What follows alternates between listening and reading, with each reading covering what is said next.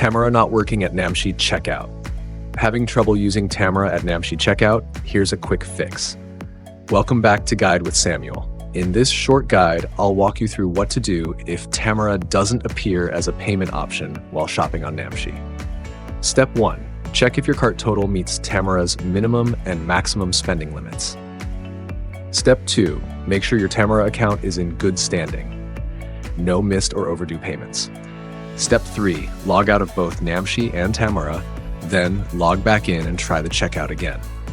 Step 4. Clear your browser cache or switch to a different browser. You can also try the Namshi mobile app.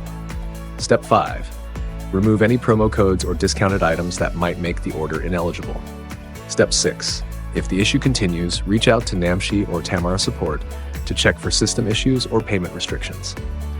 Tip: make sure your Tamara profile is fully verified, including your phone number and ID, to prevent checkout issues.